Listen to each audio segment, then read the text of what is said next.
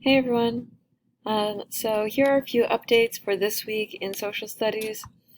First off, this recording is from Monday, November 16, and as of today, Kami was down for Google Classroom, so I am having a little bit of trouble uploading your geography quiz. But as soon as I get that up and running, you will have access to the quiz. It's 2 pages, but it's real quick, just labeling continents, oceans, and then you have a little bit about those vocabulary words, and then you'll turn that into me. So I'm hoping to get that up as soon as possible. Until then, let's talk about current events. We have a unit about current events. You've taken some notes about the different vocabulary words that you'll see throughout this unit.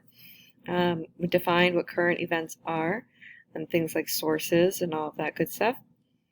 The first part of this project you may have started already. I asked you on Tuesday to start looking at some current events, something that interests you, and you're going to choose an event. So I'm hoping that we have your choices in the beginning of the week. Your current event needs to be current.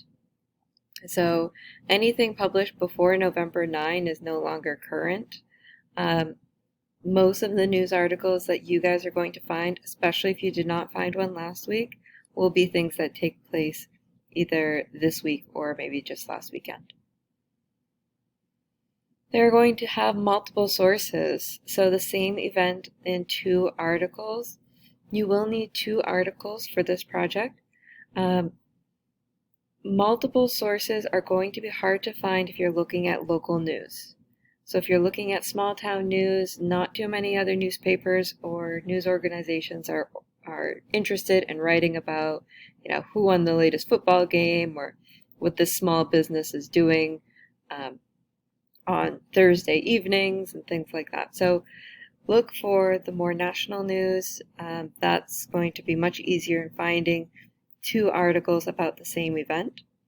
And finally, I did include teacher approved just because I do want to take a quick look at your choices before you start your projects and really start working with it, just in case there's something there that's either not current, not found in multiple sources, or sometimes if I see an event that I think is going to change too often or be too challenging, I want to let you know that before you start.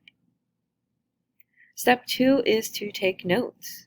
You have a graphic organizer. It's got 6 boxes on it, and that's what you're going to use to take notes. It is 2 pages, and the 2 pages are the same. That is because you have 2 articles.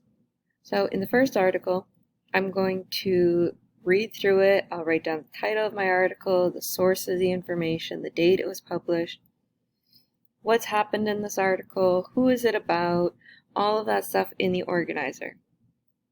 Then I pause, I read through the second article, and I do the same thing on the second page. Some of this information is going to be the same, but if you read your second article and you don't see something that you read in the first article, don't write about it just because you already know it.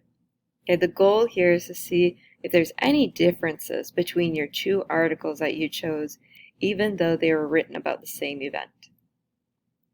Later on, you're going to actually make a presentation and present what you've discovered about this current event so that you can share it with the other people in the group.